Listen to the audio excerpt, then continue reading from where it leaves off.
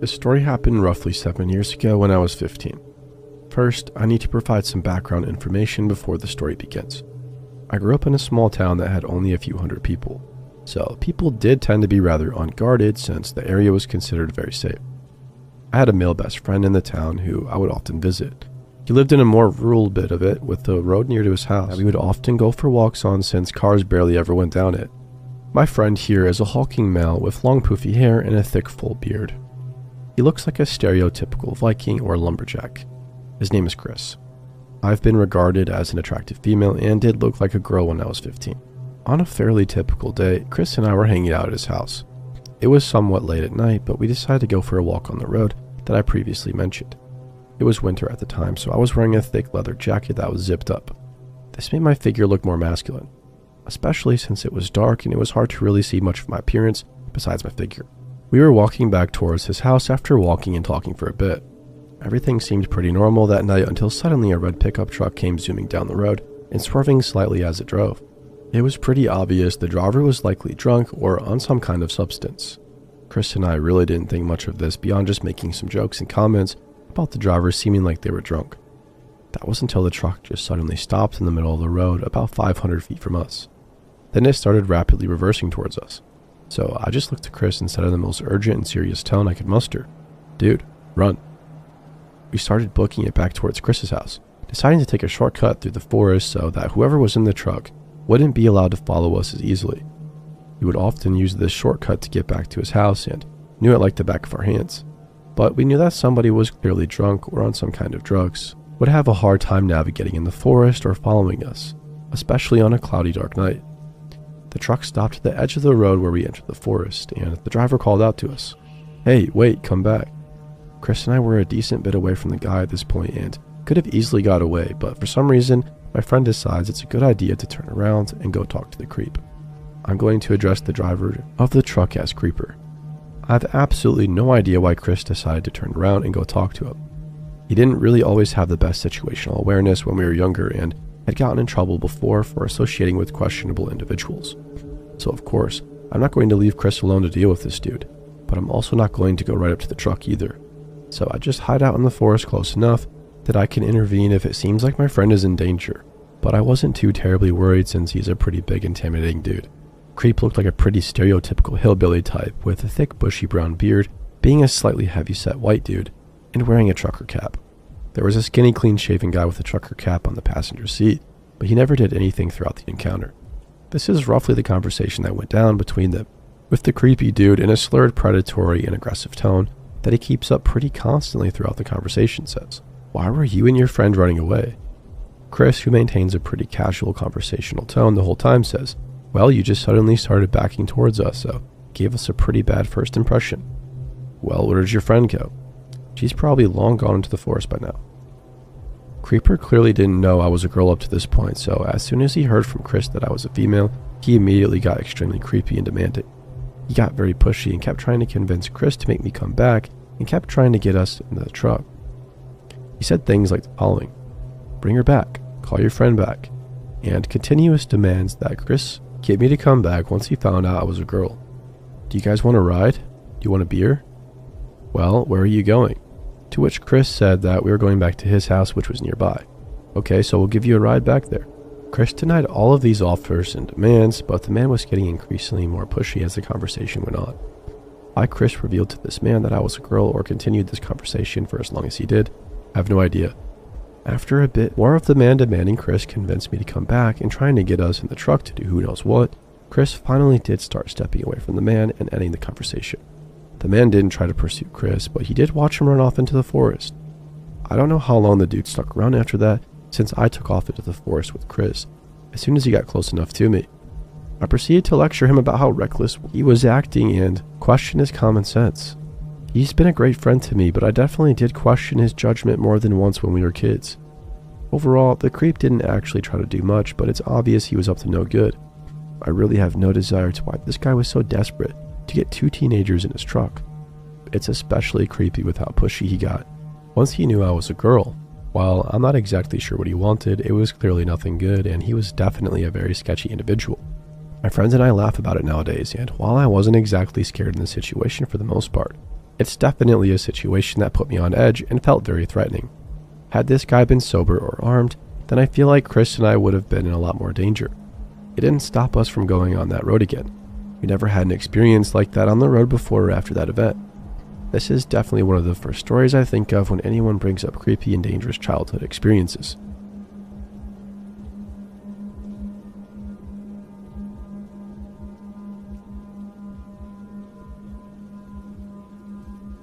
I was maybe 16 and I was kind of a rebellious kid.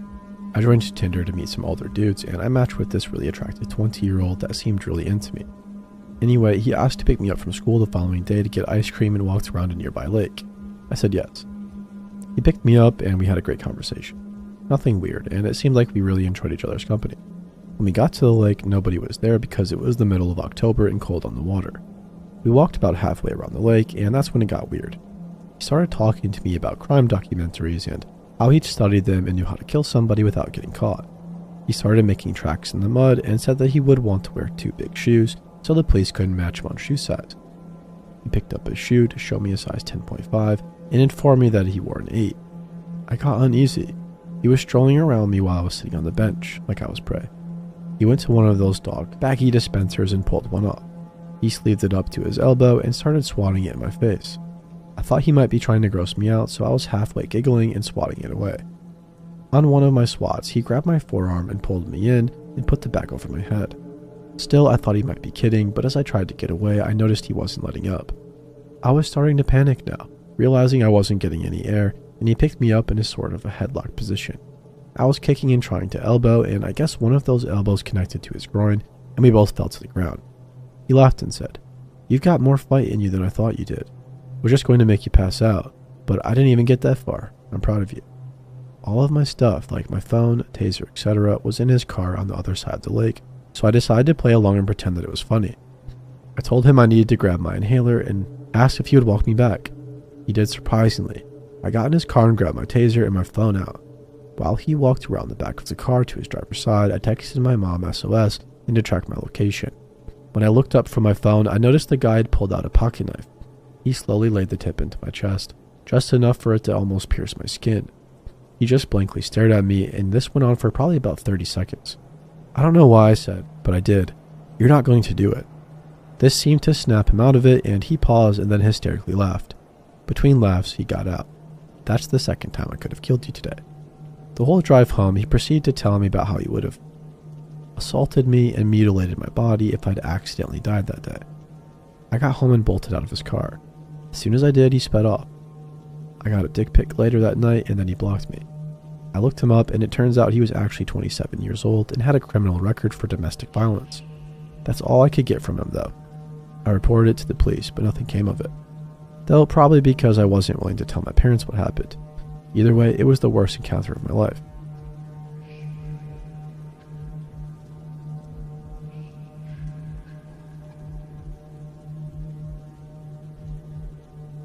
Back in the early 90s when I was a wild teenager, I met John at a party through my friend Cindy.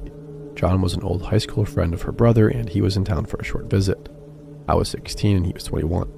I thought John was cute and he was definitely flirting with me. He lived halfway across the country, USA, so I figured I would never see him again when he left. But then he asked me for my address and phone number so we could keep in touch. My 16-year-old self was giddy. This hot 21-year-old dude wants to stay in touch. Yeah, you can have my info, I thought. I should note that I was very mature for a 16-year-old because I have 5 older siblings with only 9 years between me and the eldest. I've never saw the creepy in a 21-year-old guy hitting on a 16-year-old. Others did, but I ignored their criticism at the time. As soon as John got home, he called me long distance. Then letters started arriving, sometimes several per week. Soon, a letter arrived with stamps all over it, indicating it was mailed from jail. He got into some trouble and he refused to tell me about it, but since he wouldn't be in jail long, because he said he was innocent. Months go by and John is still writing at least once a week. I was living with my parents, but they were never home in the afternoon. I always got the mail when I got home from school, avoiding them seeing the prison stamped letters being sent to their 16-year-old daughter. The letters started getting a lot more personal. He drew me pictures, wrote poems, went on and on about what kind of life he wanted. He asked me to send him pics, and he wanted quote-unquote sexier pics. I wrote him every 2 weeks or so, not nearly the number of letters he was sending me. One day, John calls and says he is out of jail for the time being, but he still had to go to court for something, so he might get locked up again.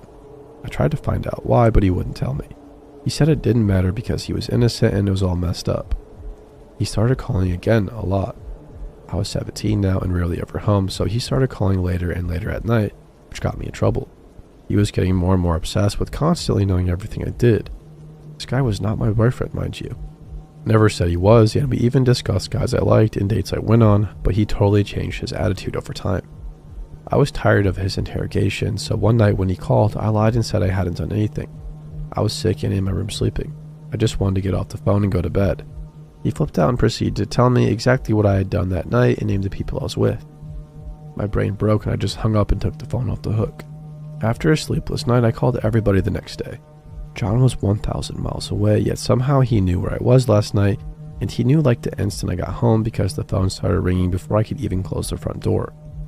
What the heck, right? Nobody knew anything about it. I talked to Cindy and her brother. They hadn't talked to him. Her bro said they were old high school buddies, but he hadn't really known the guy for years and didn't know what the heck I was talking about. Now a large number of people were freaked out. The circle of inquiry expanded as everybody tried to figure it out. We found no answers. John called every night though, but didn't answer. After 10 p.m. I would take the phone off the hook in my bedroom. My older siblings had moved all at this point, and my parents never noticed. So he wrote more letters, detailing the things I was doing and who I was with, telling me how much I meant to him and that he couldn't understand why I wouldn't talk to him. The letters were still postmarked from his home state, and the call still coming from his area code, so I was pretty sure he wasn't in town, but how the heck was he getting this information? I continued to ignore his calls and didn't write back. I was hoping he would get bored and give up. I didn't want to get the cops involved because I didn't want my letters to him being dragged into anything because I told him some personal stuff I didn't exactly want other people reading. Though the stuff I said was just minor drama, and I really didn't like the cops and didn't want to get them involved in my life anyway. Finally, I was on the verge of going to the police. I actually started writing out a statement with a timeline and sorted the pile of letters from him. But then the phone calls and letters suddenly stopped. A month later, I got another letter covered in stamps. He was back in jail and as crazy as ever. It was like 20 pages, front and back, wall-to-wall pure batshit crazy with doodles covering every square inch of paper. I wrote back, a single page with only enough words to explain that if he ever wrote or called me again, I would take every single page he had ever written to me and send copies to the police in his local city, the warden of the jail he was in, and to his old high school buddy Cindy, his brother, so he could spread word of John's craziness back through his old acquaintances. Never heard from John again. I also never figured out how he was stalking me either. All of my friends back then, I can't think any of them would have been playing spy for this guy and lying about it. I even tried switching up the people I was hanging out with, but John would still know, and his letter would be like, "Did you have fun after school on Tuesday with your new friend? Are you working on an assignment together?" I didn't have a cell phone, didn't have a home computer, I didn't talk on the phone about the things he knew about. The only thing I can come up with is, John must have paid somebody to watch me because without the internet, this guy managed to stalk me from 1,000 miles away. To this day, nobody in my family knows about this.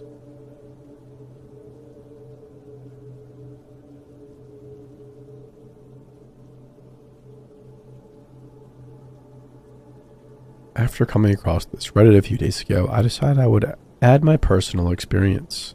My account is of course a throwaway, and after this, I'll never speak of it again. I'm typing as it comes out, so pardon the horrible punctuation or grammar. I'm 25 now. When this happened, I was 14, female, doing online schooling at home. I still had to take certain tests as the high school down the road from me. I lived with my mom and stepdad in the northeastern part of Ohio. This time came when I had to take a state test. In that morning, my mom dropped me off at the high school.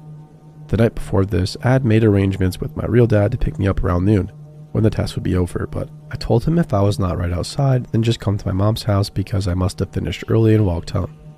I finished early around 11 a.m. and decided I would walk home. At the time, I had a relationship with somebody who lived out of state, and we would each buy phone cards to call long distance. It was my turn to buy one, and there was a dollar store on my way home that had cards for cheap. The store I was going to was in a plaza where it was the last remaining business left. The route to my house was all main roads, no side streets. I reached the plaza and have to walk down a hill and past several stores that have gone out of business. I see a man, tall, thin, and wearing a camouflage jacket and a beanie, fidgeting with the small flag and an old planter in front of one of the empty stores. I thought it was weird but just kept my head down and approached him to pass by. When I went to walk past, he stopped fidgeting with the flag and looked directly at me.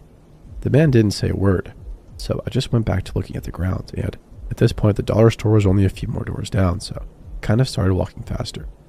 I then hear really loud stomping behind me, and I turn to look around, and of course he is following. So then I am basically jogging to the store. I was scared, but some part of me said he is not really following me and is probably just going to the only store open in the plaza as well. Once I am in the store, I keep looking for him, while I head to where the long-distance phone cards are. Now I am just standing there pretending to get what I need, yet I am basically scanning my surroundings. I see him now. He is behind a display looking at me. I decided to walk around the store to see if he would follow. He did. I grabbed my phone card and went to the register. He was behind a display still watching me, and I don't know why, but I felt stupid for saying anything to the cashier. I talked myself into saying something once it was my turn in line. I told the cashier that I think the man is following me and I don't know what to do. She looks back to who I'm pointing at. He is now looking at a book and says, "I don't think he is. People wait for the bus here all the time, and it is probably your imagination." I felt stupid, paranoid, and uneasy. I just stood there with her looking at me. I really didn't want to leave the store. Finally, after 3 minutes of getting looked at like I was insane, I left. Once I am out of the store, I start walking fast through the rest of the plaza. I feel relieved that he was not behind me anymore following. In a couple more steps, I hear the bell on the dollar store's door. I turn around and it's him. I start running. I keep looking back and he is still walking. I finally get to the other end of the plaza and to the road leading to my house. I look back again and he is now running full speed. I have to cross and follow the road to get home, so I run across the street when I see no cars, and I am just running as fast as I can run. It is a busy road. I thought somebody would notice this man chasing me and stop to help. He was on the opposite side, still just a bit behind me. A lot of cars are passing by and no one helps. I am focused on making it home. I did have some luck that day. My house key was never on a keychain, just a single key thrown into a large messenger bag stuffed with junk. I luckily found the key as soon as I stuck my hand into the bag. Normally, it would take me some time to locate it. I was running really fast, and the bag was bouncing against my side, so the odds of that working out as well as it did were very rare. I now see my house and I'm not looking back. I run up the stairs to the back door, open it with my key, slam it shut, and lock the thing. I then went to hide. I thought there was a possibility he didn't see what house I went into. As I am hiding behind the recliner, I hear footsteps coming up the back stairs, and then I hear tapping. I am hysterical at this point, not even thinking straight at all. I look around the corner to see him standing at the back door. I see him standing there tapping, and then all of a sudden he starts pounding against the glass pretty hard. I was frozen just looking, and then he presses his face against the glass and starts repeating it in the sweetest voice. "I can see you. I can see you." I was crying and telling him to leave. The only phone we had was one with a cord in the kitchen right beside the door his face was pressed against. I didn't want to move from where I was. I was thinking maybe I should run through the front door, and then thought he would catch me before I made it somewhere else. All of a sudden he runs down the steps and I can't see him, and I think he's leaving. I was so happy, but as soon as that thought crosses my mind, I hear something coming from the basement. The first few times I heard it, I didn't realize that he was kicking in the basement window.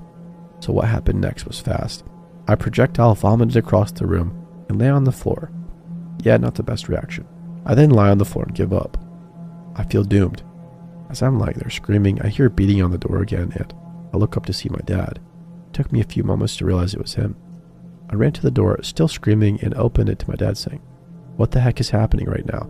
I just chased a guy off kicking in the basement window." I just grabbed him and he grabbed me, and I didn't move for a few minutes until my dad made a call to the police and to my mom who was at work. I filed a report with the cops who came out and got a description of the man. They did mention that there was someone who fit the description, whom they were already looking for but wouldn't tell us why. Never heard anything back from them anyway. Maybe 6 months later, I fell asleep on the couch downstairs. When I am awake in the same spot, I see through the kitchen to the back door, which has a light on outside on the porch. I wake up every couple of minutes thinking I'm dreaming to something. I don't know what. When I finally open my eyes all the way, I see the guy tapping on my back door. Same eyes looking right at me. I hauled ass up the steps, ran into my mom and stepdad's room, and jumped on top of them both while they were asleep to get him. He was gone by the time I realized what was happening and went down there. After all of this, my sister was visiting and up late on the computer downstairs and saw somebody looking in the window who fit the guy's description. Several times after that, Somebody tried to bust open our windows, which my mom eventually screwed permanently closed. After a while, we moved. I've never seen him again, and now I live 500 miles from that place. I have a lot of problems from this still. I won't go anywhere alone, unless it is to work. I know I need to get over it, but it is hard. I thought being 14 I was too old for anyone to kidnap, and it was also during the middle of the day in a busy area. I assumed I was safe. I lie to my family now to make it sound like I could go out here doing exciting things, and the truth is, I don't really leave the house unless I'm with my friends or boyfriend.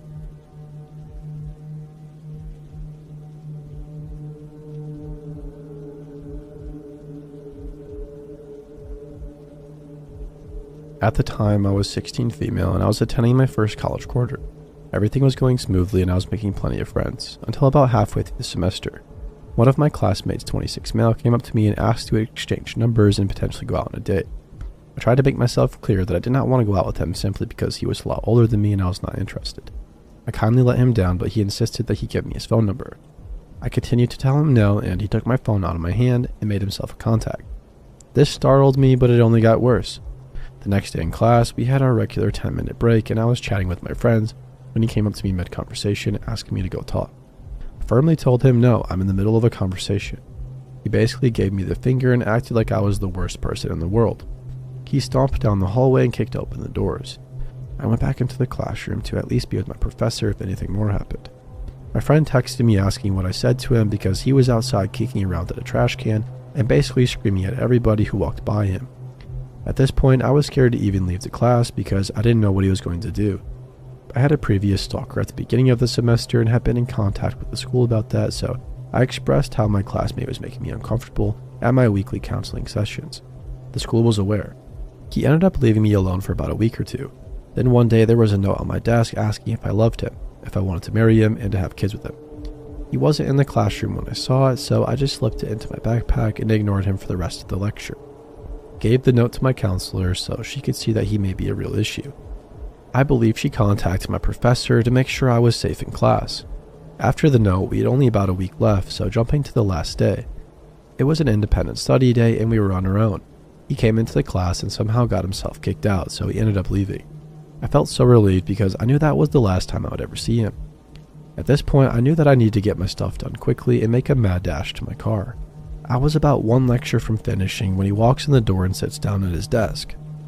I knew that I just needed to log off my computer and finish it later, so I gathered all of my things and thanked the professor. I was speed walking to my car when I had that gut feeling that somebody was staring at me. I had to turn around to make sure that it wasn't him. Unfortunately it was, and he was full on running at me. My first reaction was to call my mom for help. Just as our call connected, he grabbed my arm and pulled me to a stop. At this moment, I'm telling him to leave me alone as loudly as I can and that I'm only 16. He said word for word, "Age doesn't matter, I know we're in love." I ran to my car as fast as I could to get away from him, but he stayed on me. Thankfully, my car unlocked the driver's side door, only because he tried to get in. From this day on, I've watched my surroundings and I always make sure nobody is following me or watching me.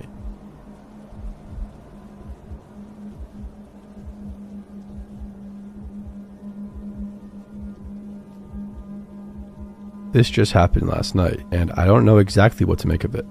I'm an 18-year-old dude who lives at home with his mom. I know that sounds lame, but I love living with my mom. We don't live in the house I grew up in, but we were in the same neighborhood as my grandma's house and only a minute away from all my aunts and uncles and cousins.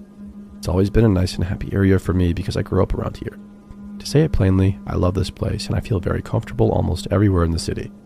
Nothing bad has happened to me or any of my family members while we've lived in this town. It's close to the Gulf of Mexico and it's full of chemical plants and thus workers from chemical plants and their families. Most people mind their own business and have a lot of respect for hard work and integrity here. But there are some crazies, I guess. There was a body found in a storage unit not too terribly long ago. It was a woman who was murdered by her husband. A man who used to work at the same power plant I work at now was arrested for killing a woman with his car and driving away. The point being, shit goes bad sometimes here, but most of the time it's all okay. That's why I think this little event is a little shocking to me. It was a typical Thursday. I woke up at 7 and went to work and got off at 4. I went home and did all the normal stuff I do, like taking a shower, played some video games, smoked a little bit of weed and ate dinner. Pretty good evening so far. My mom's friend April came over and stayed for a couple of hours. She lives a block away and walked here but didn't want to walk alone in the dark. My mom told me that at about 9 p.m. she was walking April back to her house and that it would only take a second. I said, "Alright, see you soon," and they left. No more than a minute later, I thought I heard tapping on my window, but it was so light and inconsistent that I still don't know if anyone was actually tapping on the window. I still felt a little paranoid, and so I turned on some music to distract myself. I turned it down a minute or two later when I thought I heard my back door open. It's very loud because of 1, how old it is, and 2, how we always keep the spare key in the lock, which jingles every time it's opened. I turned my music off and didn't make another noise for a minute. I didn't hear anything. I know someone opened it. I know someone was already inside my house. I could feel it, but I didn't hear footsteps or a voice or anything. It was silent. I was kind of scared, but I quickly told myself to grab the knife I keep in my desk drawer. I did so and felt a little bit dumb because I figured I was just being paranoid. Better safe than sorry, I guess. Once again, it was silent for a while. I thought that if I acted like I had the upper hand over him, he'd be intimidated or scared, so I stood up and walked out of my bedroom, knife in hand. I don't know why, but I whistled. Just one note. I took a few steps forward. I was about to turn the corner and the back door would be in view. I stopped again and whistled once more, still thinking I was big and tough. I was about to walk around the corner. Then I heard something that made my hair stand up. I heard someone whistle back to me, clearly coming from my living room. The back door is in the living room. I was scared. I peered around the corner and nobody was there. The door was closed but unlocked. I don't know if I left it unlocked or not. I truly can't remember. My mom came home a few minutes later and I didn't tell her because I don't know. It's just weird and it doesn't make sense. I don't know what to do or think about it.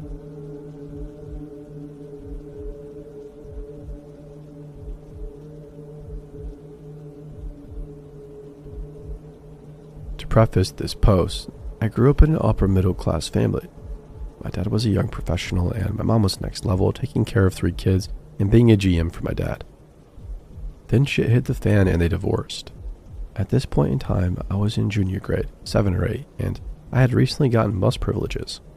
I was busing to school back and forth on my own with no issues, being an independent teenager and giving my mom a break, single mom and 3 kids.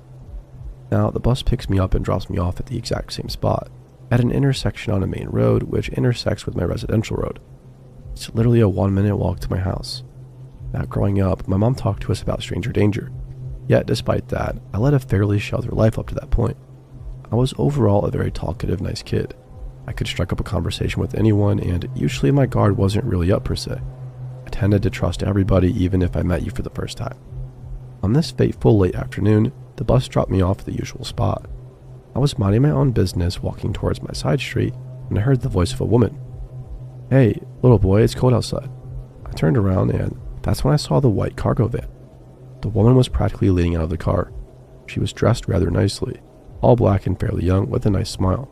The cargo van doors were completely swung open and she was leaning out.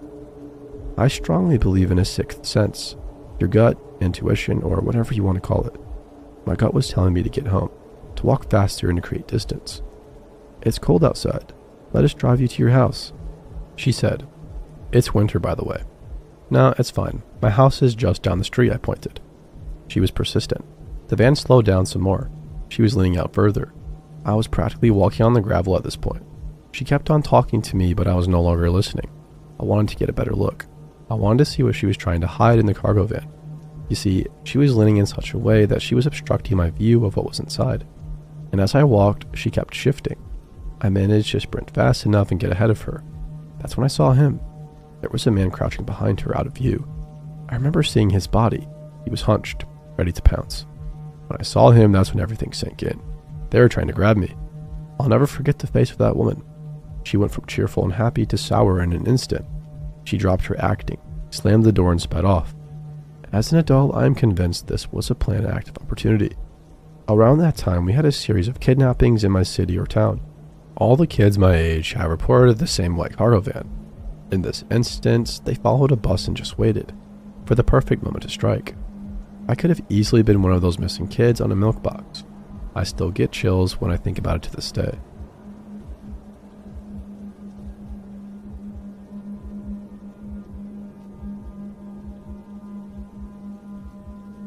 Hey guys, it's me again. I know it's been a while since I submitted a story, and I still have several to share, so I thought I'd take a few minutes tonight and tell you about the slave cemetery. I've really enjoyed the comments from everybody and welcome them all. To be honest, I'm going through a bit of a rough patch in my life at the moment, and writing these stories have been a sort of therapy for me that makes me feel much better. This particular story isn't really scary and may not belong in the subreddit. I'll move it if you guys think it's a better fit elsewhere. I only put it here because it scared me, and it does deal with a real encounter of real people, or at least the remains of real people. It may start off a little bit slow, but be patient with me. Heather was a big part of my life at this point, and she was with me when we found the bones. Besides, I like to remember her from time to time. We actually still talk to each other and send emails back and forth after almost 30 years. And she told me my last story made her cry, so bear with me. Again, I'm not sure this belongs here because it isn't the scary, creepy type of story like some of the others. Tell me what you think. As you know from my other stories, I was raised in the small community of Kennewick, Texas. We lived there from the time I started kindergarten until I was 15 in 1984. It was a secluded community, literally the end of the road, with State Highway 2797 coming to a dead end about a half a mile past the south side of our land. At the southwest corner of our land, there was an exit off FM 2797 that was called Plaza Drive. It followed our land from the exit on the southwest corner, along the west side of our land to the northwest corner, and then along the north side of our land heading east to the bottom. The bottom was a pretty neat place to grow up. It was home and familiar, but at the same time it was creepy and strange and full of surprise and even scary. There were insects and animals of every kind. Fire ants were a constant threat. When the floods came every year, the ants would float on the water or cling to the branches of the trees. You haven't known pain until you've walked under a low-hanging branch and had a cluster of fire ants plop down on you. There were big fat water moccasins, also called cottonmouths because the inside of their mouth is white and smells of rotting meat. These were to be avoided too. We had raccoons and possums, opossums to the rest of the world. There were also wolves and bobcats and lynx and the occasional mountain lion or cougar. Alligators weren't very common, but weren't really a surprise to see either. They were never really that big. The biggest I personally ever saw was probably about 6 feet long. They usually showed up after the floods every year, so you can see that it was about as country as you can get. Hunting wasn't only a favorite pastime, it was a way of life here. I knew how to skin a squirrel or a raccoon before I could even do long division math. This was the summer of 1983, just after school had let out for the year. I didn't know it at the time, but my father had applied for a job at Fort Sill, Oklahoma, and we'd be moving there the following year in November. I was happier than I had any right to be that year. I was in love for the first time. I don't mean that I was crushing on a girl from math class. I mean I was in love, capital L and all. I don't know if it was a lack of options or what, but she was way out of my league. I was a tall, clumsy teenager with feet and hands that were too big for my body and a voice that squeaked when I got excited. I was quiet and probably not as homely as I felt, but when compared to Heather, I was downright atrocious. Heather lived 3 houses down from me, and we'd known each other since I was in 2nd grade. She was a mouthy little girl who turned into a snotty little teenager who evolved into something akin to a goddess the year earlier. We actually hated each other when we first met, and she was constantly telling on us for one thing or another. After the Christmas break the previous winter, she got onto the bus wearing glasses, and she had braces. I don't know why, but from that moment on, she was in my every thought. She was light-skinned, almost pale, and had the prettiest green eyes. She had long flowing black hair that turned to an auburn shade in the sunshine, and she had a way of tossing it over one shoulder that just took my breath. When she got on the bus the day I realized that she was so pretty, she caught me staring at her, probably with my mouth hanging open, and instead of making a smart-ass remark, she smiled at me and went to sit with her friends. I watched her walk by, and then when she and her friends started giggling, I turned around. That afternoon, I made it a point to sit closer to the back of the bus where she and all of her friends usually sat. I don't know if it was divine intervention or scheming by her friends, but the only seat available that day was with me. At first, she sat with her back to me, talking with her friends behind her as I watched the world go by out the window. She would flip her hair and I could smell her perfume. Even now as I write this, I can remember that. It was Charlie, and to this day, whenever I smell it, I am reminded of my time with Heather. By the time the bus went through all the subdivisions and stopped at all the stops, it took about an hour and a half to get us all home. Our stops were the last on the route because we lived at the end of the highway. After Candace and Allison got off about halfway home, she turned around and slouched down on the seat, resting her knees on the back of the seat in front of us, and opened up her math book. I was too nervous to talk to her, and that probably would have been the closest I ever got to her, but then she asked me if I had Miss Williams for math when I was a freshman. I knew Miss Williams well. She had a paddle that she named Channel 26. You never wanted to watch Channel 26. Unfortunately, I had had several encounters with Channel 26. I thought of a million witty answers hours later that night as I lay in bed thinking about her, but at the moment all I could say was, yeah, I had her in second period. Of course my voice chose to do its chipmunk thing and I wanted to hide forever after that. Heather didn't seem to notice though, and she slid a little closer to me so she could show me the algebra she was trying to do. It's weird, but even at this moment, almost 30 years later, my heart is beating a little faster with that memory. Luckily, I was actually quite good at math. I work as an electronics technician now, and math is a big part of my day. Algebra and geometry and trig all seem to come naturally to me. For the most part, there is only one answer to a math problem. It's either the correct answer or not. I began to show her how to do the equations, and the next thing I knew, it was time to get off the bus. As I got up to leave, hating that the ride was already over, I offered to help her before school the next morning. She looked up at me with a big smile that melted me to the core and said, "Oh, would you? That'd be cool." So I helped her the next morning, and that afternoon she sat with me again. We started sitting together at lunch, and at the end of the week she got an A on her test. I remember standing in line after school, waiting for the bus when she came running up with her ponytail flying from side to side, waving her paper to show me. She held it out in front of her with both hands and told me, "Look, we did it." Then she threw her arms around me and said, "Thank you." To be honest, I really don't remember what I said after that. For whatever reason, she continued to sit with me on the bus and before school and during lunch and again on the ride home. She did probably 90% of the talking, but I was elated just to be the one she was talking to.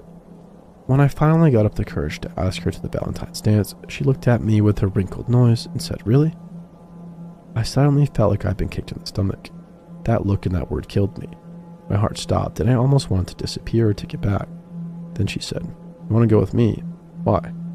I stammered something about how I thought she was the prettiest girl in school and how I liked to hear her laugh and watch her smile. Heather flashed me the biggest smile, and again she wrinkled her nose and asked, "Really?" She told me that she'd have to ask her mom if she could go. I reluctantly admitted that I'd have to do the same. My mom would have to drive us to and from the dance. We got on the bus and Heather sat with me again. She turned to her friends and told them about going to the dance, and after a few minutes, she turned to me with this big green eyes and smiled at me. Looking back now, I think that was the exact moment that I fell for her. As much as a 14-year-old can fall, that is. She slouched down on the seat again, propping her knees on the seat in front of us, and took out another school book. I can't remember what it was because she also reached over and took my hand, and we held hands all the way home. After that, we were pretty much attached at the hip. I don't know what her friends thought about us, but I was a hero with my friends. As I said, she was actually out of my league. I asked her once a few years ago what it was, and she jokingly told me that it was only because I was convenient for living so close. Then she admitted that it was because I was nice and easy to talk to. We went to the dance together, and the first slow song they played was Faithfully by Journey. She wore a knee-length satin-type dress that was baby blue and had spaghetti straps. Same color shoes, and her hair was well done up with a baby blue ribbon. I hate to admit it, but I stepped on her toes a couple of times. My mom was supposed to get us at 10, which I hated because the dance wasn't over until midnight. When I said something about needing to leave, she smiled and told me that she'd called her mother when she went to the bathroom earlier. She asked her mom to call my mom so we could stay until the dance was over. What a girl, huh? Kissed her for the first time that night. Actually, she kissed me, but I have to maintain my manliness, lol. Again, Journey was playing. This time it was open arms, and somehow we'd ended up by the bleachers that had been folded up out of the way. There were already several other couples dancing there in the darker parts of the gym, and we kind of mingled in with them. Time and space lost all meaning at that moment. I forgot to breathe. I forgot how to dance, and I even think I forgot to keep my heart beating. I was kissing Heather, the girl who everyone else I knew thought was so beautiful, in front of God and in front of everybody. If I live to be 100 years old, that is the kiss that I'll measure all other kisses by. Over the next year, we became the couple at school. We were inseparable. I don't think that we spent more than 12 hours apart for the next 14 or so months. The only time we weren't together was when we went to bed and we were in a different class at school. Her parents and my parents were good friends, and they seemed to enjoy, or at least tolerate, the idea of Heather and I being together. I know her father was nervous about me, but he liked me enough. Heather's mom would sometimes crack little jokes to get me embarrassed. She'd joke about what we were going to name our kids, or how Heather's name sounded with my surname. The following summer of 1984, our relationship deepened due to teenage emotions, hormones, and curiosity. We'd been swimming in the river. We hadn't planned on swimming. We were talking and walking barefoot in the water when she splashed water on me. It wasn't long before we were both soaked and out in the deeper water. Heather was wearing a white sleeveless shirt and cut-off jean shorts. She tanned quite a bit and also had filled out. The water was cold and it turned her shirt kind of transparent. She caught me looking and moved in closer to me, and nature kind of took over. It was the first time for both of us. I want to say that lightning flashed and stars burst, but to be honest, it was over pretty quickly. However, that first encounter kind of broke the ice for us in that aspect, and subsequent times were surprisingly wonderful. Instead of such a big occurrence being awkward and causing problems, we actually grew closer from experiences. I knew that it may sound terse or perhaps naive, but I realized now that we weren't just two teens in a rut, we were actually making love. She was indeed my first love, and consumed my every thought. The summer of 1984 will always be a fond memory for me on so many levels. We were together many times that summer, sometimes 2 or 3 different times a day. One day, shortly after my 15th birthday, she and I decided to go exploring. There was a railway trestle about 1.5 miles from my house. An old construction road had been made when they were building the trestle 20 years earlier and was now mostly overgrown. We thought it would be a neat idea to have a picnic on the trestle, overlooking the river. Of course, my hormones thought it would be a neat idea to do other things on the trestle overlooking the river too. We got everything together and started walking. We were holding hands and just enjoying each other's company. She was telling me about one of her friends who had a pregnancy scare, which led to more serious talk between us. We talked about me making the varsity football team and how she'd been in the running for cheer captain but didn't make it. We talked about Jason, the weird little kid who lived next door to her. It was a nice Saturday afternoon. Birds were singing, wind was whispering in the trees, and life was good. I was in love for real and had the prettiest girl at school in love with me for whatever reasons. I don't think my feet touched earth the entire summer. We were walking on a construction road named Prairie 6442 on the Google map. It ended about 300 yards before the railway tracks because nature had taken it over. We'd been there the previous summer and had to climb through, over and around brushes and brambles then, but now it was impassable. We decided to have our lunch in a small clearing near the end of the road. Being the innocent teens that we were, we talked about our future and how perfect it was going to be. This clearing was perfect for a little house. There was even the remnant of an old barn, basically just a square area that was flatter than the surrounding area. We talked about how we could put a house there and a swing in the tree and a garden over there. After we ate lunch, it was getting warm, so we decided to sit in the shade under a tree for a while before starting back. We laid on top of the tablecloth we brought, and she turned her head to one side and had straightened out and was basically lying on top of me when she suddenly stiffened and yelped and sat up and then stood up and backed a few steps away, her eyes wide with fright. Thinking it was a snake or something, I knew better than to make any sudden movements, so I asked her what it was. She hugged her arms around her. Yes, we were still dressed, by the way, and pointed. "There's a skull," she said. My first thought was that it was a raccoon or possum or maybe a dog's skull, but when I looked, it was definitely a human skull. Just the nose hole and the eye sockets were showing. Everything else was still buried. When we looked closer, we saw the edge of a piece of wood and decided that it was actually an old coffin. Heather didn't like being here and said she wanted to go now, so we packed everything and went home. I walked her home, and we decided on the way not to say anything about our find because it might raise questions about why we were out there. We sat together at church the next day and held hands throughout the sermon. After church, she told me that she and her parents were going to visit a sick relative in Humble and that she'd call me when she got home. For the first time in months, I had an afternoon that wouldn't involve doing something with Heather. I went to Terry's house, but his mom said that he was over at another friend's house, so I rode my bike over there. After a few minutes of talking, tossing a baseball around, I told them about the skull. They wanted to see it, so we set out on the bikes towards the trestle. I was bombarded with questions about what Heather and I had been doing and why we weren't together and when we were planning to have the wedding, along with the more crude questions of inquisitive teens. When we got to the clearing, I showed them the skull, and Bobby grabbed a stick and began to dig it out. He decided that he wanted to take it home. We all started digging, and before long, we unearthed most of the outside of the old wooden box. There were a lot more bones inside of it, and the smell was horrible. It smelled of earth and rot. About a foot down, the ground was still moist, and the smell got worse. The more we dug, the worse it smelled, and I kept having visions of one of those bony arms reaching out to me. I said something about what we would do if that happened, and everybody kind of lost interest. We stopped and were debating about what to do when Terry noticed another mound and then another. The clearing actually seemed to be a graveyard of some sort. We thought we were going to jail for messing with the graveyard, so we stopped digging, and Terry decided that we should tell somebody about this. That evening, his mother called our house and told my mom about the graveyard. Luckily, I already told her about it and already had my butt chewed for being there. She said that the sheriff wanted us to show him where it was.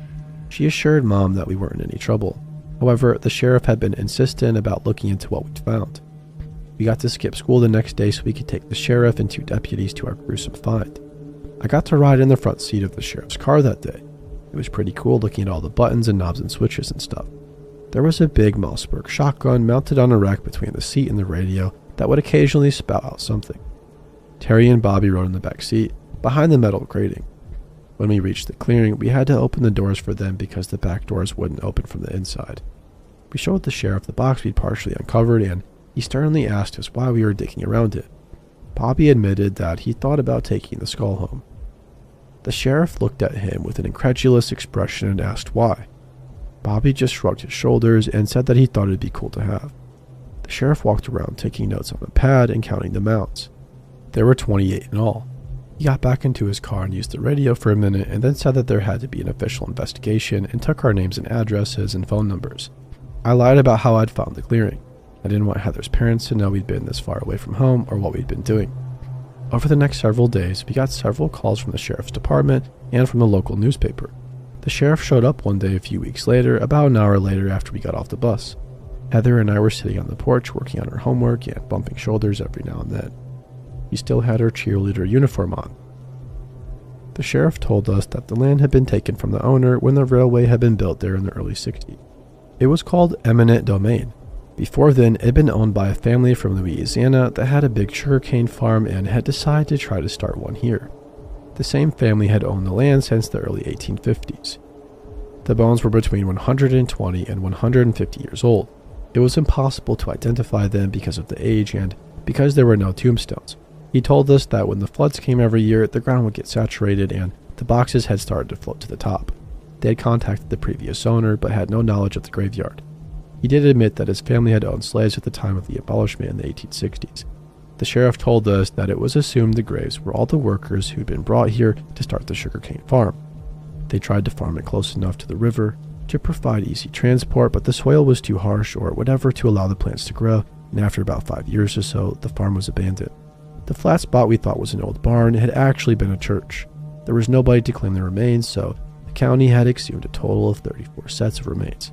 Some of the boxes had 2 bodies in them that were children, and would enter them at the county cemetery using donated funds. It was cool to learn a little bit about the history of the area. When they were exhuming the bodies, they found the remains of an old steamboat in the river nearby. It had a big bell on it and was traced back to the Battle of San Jacinto, back when Liberty was called Atascocita in the 1700s. The bell and the story about the slave cemetery are in a local museum there. I visited the cemetery a few years ago when I was in Houston with my job. The graves are still there but are unmarked. There is a small memorial plaque that simply states the people were found in the remains of an old farm across the river in Kennewick. Heather and I were a couple until I had to leave in November of 1984. Part of my heart broke that day and has never recovered. Heather has admitted the same to me. We both remember the other with the fondest of memories. We are both married now and we're both happy. However, we will always wonder what if.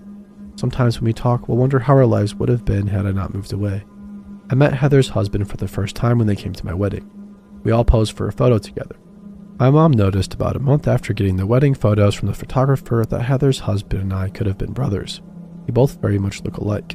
When I later mentioned this to Heather, she told me that her husband had noticed the same thing in her and my wife and that he wasn't really happy about it. It was then that I remembered that my new wife also has big green eyes and flowing black hair that is auburn in the sun. And when we danced at our reception, her head fit just right in the crook of my neck and shoulder as well.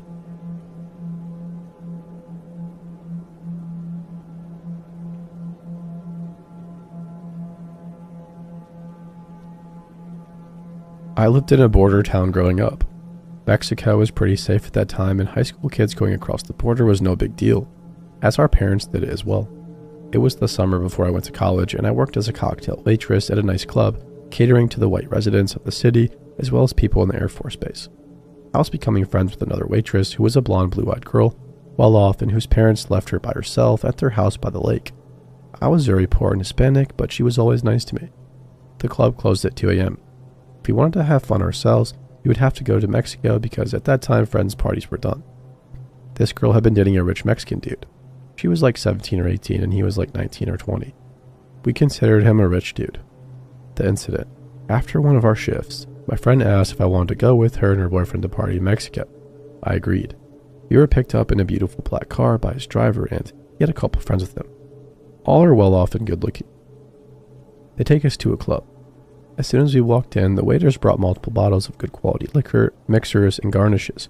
I had a blast, and her friends were kind and respectful. I drank a little bit, but not much.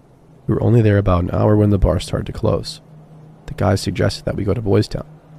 For those of you who don't know about the US-Mexico border, there is usually a red light district with drugs, drinks, and prostitution.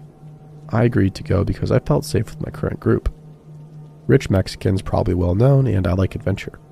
I'm a bit of a risk taker. Any trouble would probably be from cops, and we could just give the crooked cops some cash. We take this fancy car through a dark dirt road outside of the small city until we see flashing lights of Boys Town, like a movie set. We go to one of the bars and enjoy the show. It's a mix of drunk college boys, Mexican cowboys, and the desperate women looking for their mark. I was surprised. There really is a donkey show, but it's not what you think. The whole night my friend's boyfriend and his friends had treated us to drinks. I was getting drunk and needed to use the restroom. I walked down a red-lit hallway and encountered a prostitute with only a see-through scarf around her hips. She smiled at me and curled her finger to beckon me to a small room. Being the curious girl I am, I was tempted. She was beautiful with wavy black hair. I smiled and started walking towards her.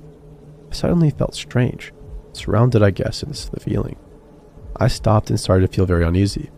She continued to try to lure me into one of the small side rooms. I shook my head and returned to the table with my friends. Another drink was waiting for me. I took a couple of sips and just felt weird. I told my friend that I didn't feel so well and asked them to stop buying me drinks. "This is the scary part," she says. "We haven't been buying your last few drinks." Like nothing. What the heck? I quickly turned to the bar and noticed that several men are looking my way. Someone I didn't know was sending me drinks. I told the group that I had to go, and if we didn't leave, I would make a scene. We left. I headed home and didn't speak. I felt super wired and amped. I haven't felt like this before or after. I was often feeling out of control. I got home at around 6 a.m. My mom was waking up and was wondering what I had done. I told her I had hung out with my friend, her boyfriend, and their friends. And I proceeded to stay up wired for hours, trying to act normal. Maybe I'm being paranoid, but I think somebody was trying to hurt me or trick me. I was a pretty girl who was poor. If I disappeared, so what? Was that prostitute trying to get my money, or was she luring me into a trap? Who was buying me drinks that ended up with me feeling out of control?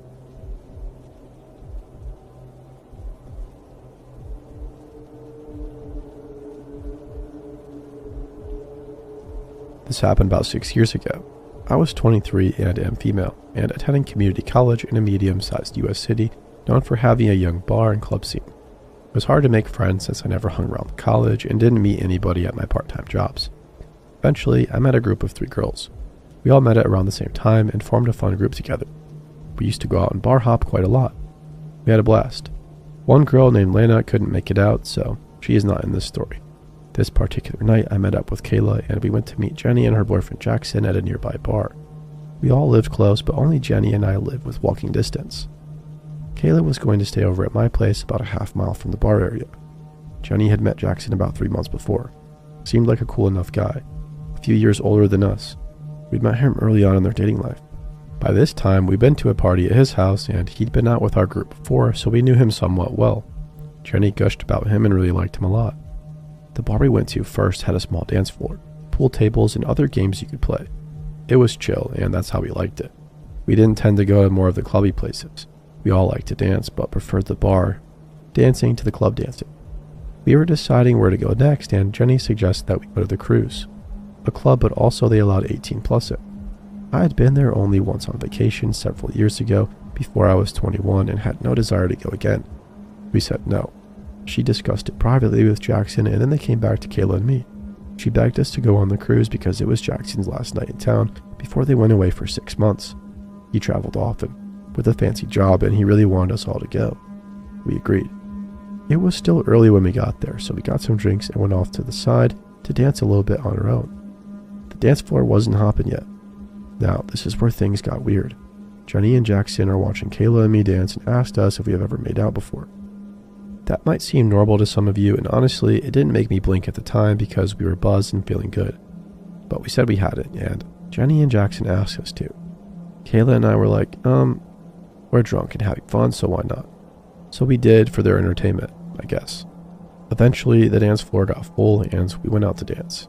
By this time, I knew I had enough to drink and wasn't buying myself anything else, but Jackson kept asking what I wanted and brought us all 2 to 3 more drinks as we were dancing. I did the most drunk girl thing ever and fell down on the dance floor. So embarrassing. Now, like I said, we went out often and always knew our limits. None of us were falling down drunks or had even had blackouts before. I recall very little about leaving the club and walking home. I lived close by, but it was still between a 10 to 15 minute walk, depending on how far down we wandered. I always felt safe previously. Kayla and I woke up the next morning to vomit on the floor. She was sleeping on the tiny couch in my studio, which was odd because she always slept in my king-size bed with me when she stayed over.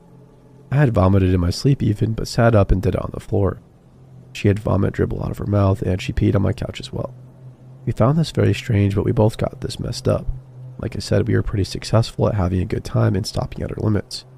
I thought we got drugged, but I couldn't figure out how.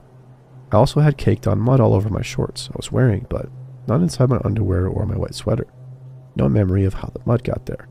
We both had vague memories of talking to hitting on some under 21 girls as we left the cruise and were totally mortified. Beyond that, I'm shocked we both got back to my place unscathed.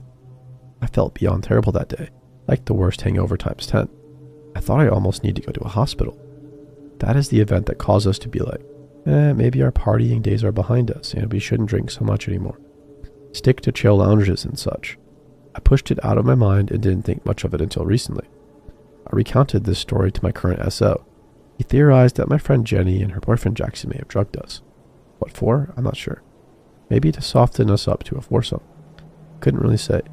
Jenny was my good friend, so I'm shocked she would have planned to drug us.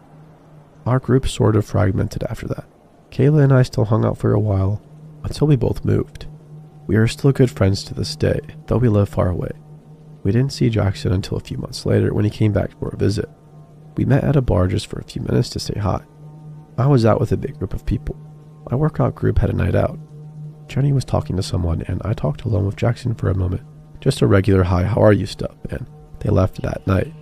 A male friend from the workout group said that he was looking at me lustily. I denied it and said that his girlfriend was my good friend. Jenny and I hung out less, but we're still friends. Looking back, maybe it makes sense with what happened at the cruise, asking us to make out or insisting we go there. It was rather anticlimactic because I never confronted either of them. Of course, something else could have happened altogether, but it terrifies me that my friend I was close to might have conspired with her boyfriend, or even if Jackson did it on his own. He and Jenny got married and moved far away, and I haven't had much communication with them since. I hope this isn't some dark hobby of theirs. Now I'm super paranoid about who buys me drinks and won't ever leave a drink with someone I haven't known for a very long time.